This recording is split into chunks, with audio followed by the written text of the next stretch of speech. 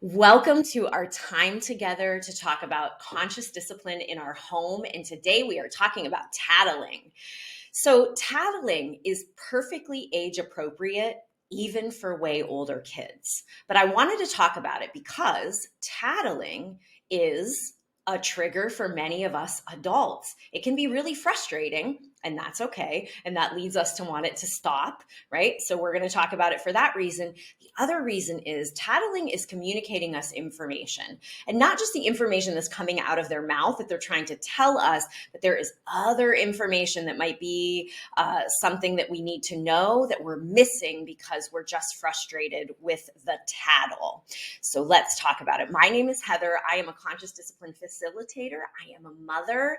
I am a long-time early childhood educator and YMCA employee. And let's get to it. So, why do kids tattle? There's a couple reasons. One is powerlessness, right? They feel powerless in a situation. They don't know how to handle it and they need help. Another one might be revenge. I want to get this kid in trouble, right? Sometimes that feels good, especially when we're not feeling so seen ourselves. And safety.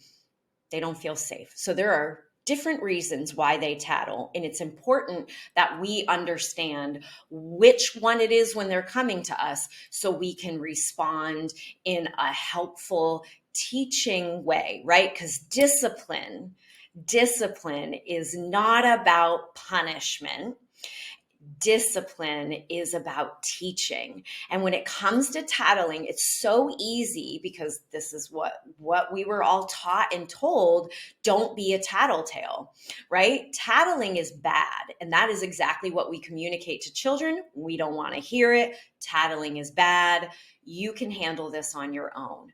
But the common theme in the different kinds of tattling is they don't know what to do and they need our help. And that's really important for us to keep right in the front of our brain when we're handling these situations. So I want to start with safety because nothing is more important than our safety. If we don't feel safe, then all of our resources, physical and mental, are going towards feeling safe again, right? So when someone's not feeling safe and they come to us, what they really need is trust and authority.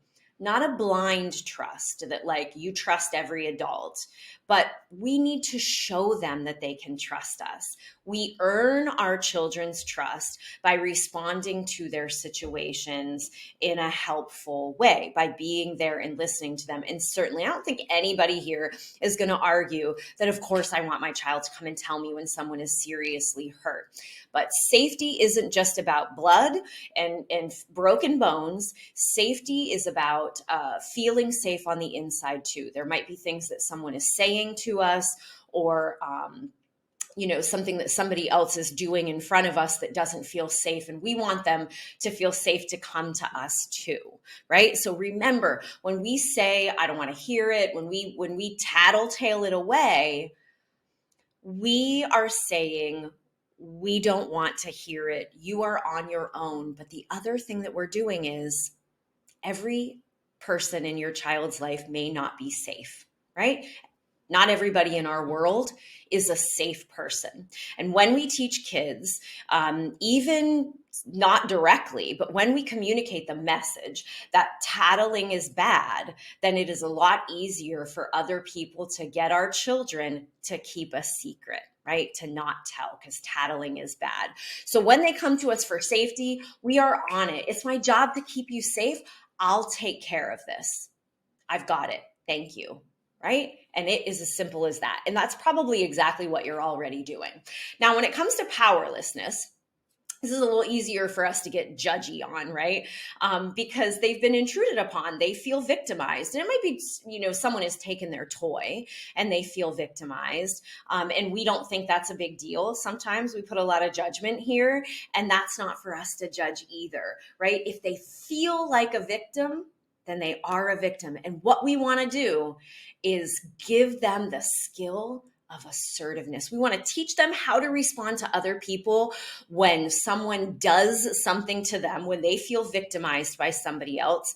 Think of a time where you felt victimized, even as an adult, right? Someone telling you you're fine did not make that feeling go away. It might have communicated, from that partner, from that supervisor, from the other person in your life, that this is not a person to go to when I need help, because they don't want to hear it, right? That didn't make you feel like, it probably made you feel like more of a victim, right? It's like you've been victimized again. Someone hurt me and now nobody is here to help me. So when that happens, we want to teach them, we want to coach them through telling other people how to treat them. And it goes like this. My child comes to me and tells me that their sibling hit them, and I'm going to say, "Did you like it?" Of course they didn't like it. That's why they came to me, right? They came to me because they didn't know how to handle it on their own. My goal is to reduce the tattling. It irritates me. I don't want to hear every little thing that happens. So what I'm going to do is I'm going to teach them how to handle it on their own in the very best way, not because you're on your own and I don't want to help. So I'm going to give them an assertive voice, and they're going to carry that assertive voice all the way into adulthood. And man, would that be nice to have. There are so many of us as grownups that have a difficult time finding our assertive voice. We're going to say, "Did you like it?" I'm going to put the control back in that child. The child is in charge. "Did you like it?" They're going to say no, and I'm going to provide them what they need to handle it. "Okay, go tell him, I don't like it when you take my markers. Next time, ask me for a turn. Ask me if you can use them. I don't like it when you hit me. If you need me, say my name."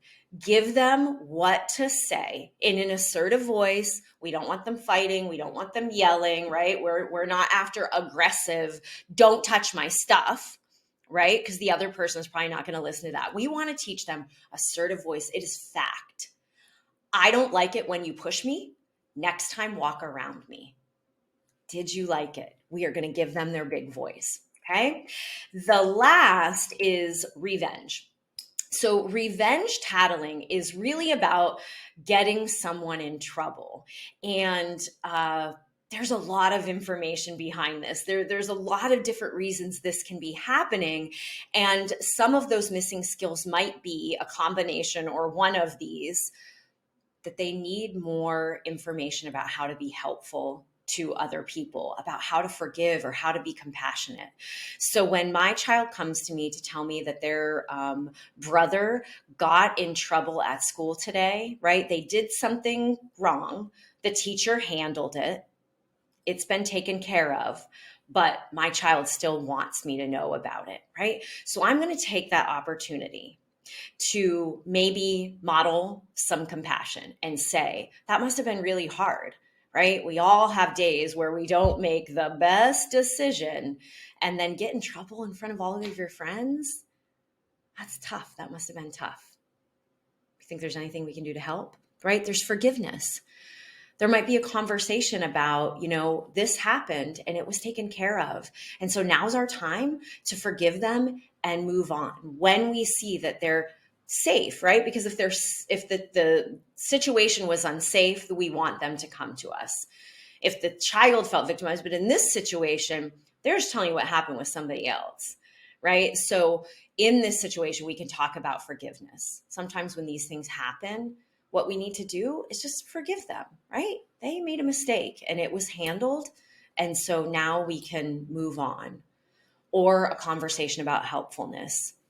That must have been really hard. Do you think there's anything we can do to help them so maybe it doesn't happen again, or to help them feel better? Because that must have been rough for that to happen in school. The other things that we can be mindful of is it's a lot of pressure if your child is feeling like they need to monitor everybody else's behavior or watch to see that everybody else is following the rules.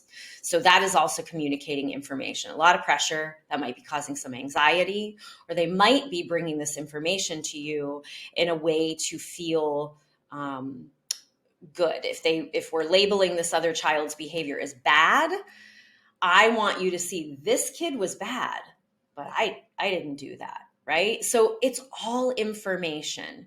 If we want the child, and this is usually the kind of tattling we don't want to hear, right? Of course, we want safety. Of course, we want to help them. But this is usually the kind of tattling we don't want to hear. But if we just tell them, mind your own business, stop tattling, then all the feelings behind it don't go away. They're still carrying around the load of watching everybody else's behavior, but now they don't have anybody to tell it to, right? Or maybe they're still feeling like nobody sees that I'm good, when everybody else is being bad. And that feels bad too. Even reflect on that as adults. Reflect on any of this in your adult relationships with partners, or just in our daily lives. It doesn't feel good to not feel seen when everybody else is doing something wrong, right? And doesn't that, if we don't learn that skill when we're young, then we're an adult in the workplace telling our boss everybody else's behavior because we feel like I'm doing everything right and nobody even pays attention, right? So it is information. It's always communicating to us information. And here's how we can handle that right from the get-go. Are you telling me to be helpful or hurtful? Are you telling me to be helpful or hurtful, right? Allow the child to take some power over this and reflect on what they're doing. In the beginning, they're probably going to say, well, I'm telling you to be helpful. So you know about this. So you know what happened at school. You're his mom, right? You should know. So that's a conversation about what helpful means to you. Oh, I see, right? So if your brother gets in trouble in school and the teacher has handled it and he's safe, then I'll consider that taken care of. And it's not something you need to tell me. If the school needs to communicate something, they'll let me know, right? If it's not, so you can explain what helpful means to you.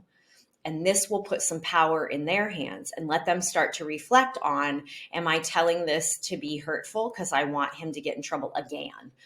Right? We like to pile on those punishments, right? If they're punished in school, we want to do it again. And it feels like it when someone's telling us everything that's happening, right? So you decide what's helpful or hurtful, and then help your child navigate what that means in the world around them so they can start to make those decisions on their own. What we need is positive intent. Positive intent means seeing the best in others. We're going to write a story about that kid that's tattling, right? The kid that's coming to us and always tattling, or, siblings tattling on each other all the time. We're going to write a story. So we can write a story that says, they're really annoying, or we can write a story that says they need our help. We want it to stop, but instead of just saying, stop, go away, I don't want to hear this, we're going to write a story that says they need my help, and we're going to coach them through it. Coaching them through it is listening to what they're saying, thinking about what they're really communicating, and then responding in a way that is helpful to them. So helpful or hurtful, let's think about that for ourselves too. When our child comes to us tattling about anything, being helpful is listening and deciding what we can do to help them, what we can coach them through, what we can teach them. Hurtful is, I don't want to hear it, right? Communicating that you're on your own. Take a moment to pop over to the book page and check out Sophie or Schubert's Big Voice. These are read-alouds that you can certainly do with your child to introduce a conversation about using their big voice, about saying, I don't like it when you take food off my plate. Next time, ask for more on your own plate, right? It's modeling, it's showing them, it's an introduction. But even if you don't share it with your child, check the story out, because it really is great in modeling conversation, what the adults use to coach it, and how the children use it. So it's great information. Maybe even check it out and then watch it with your child. You'll see that the Sophie books are board books, and they're shorter. I would say 0 to 5-ish. Schubert is in school, elementary school. That might be more appropriate. If you have a preschooler who likes to sit through longer stories, then this is it. You've got this. Until next time, I am wishing you well.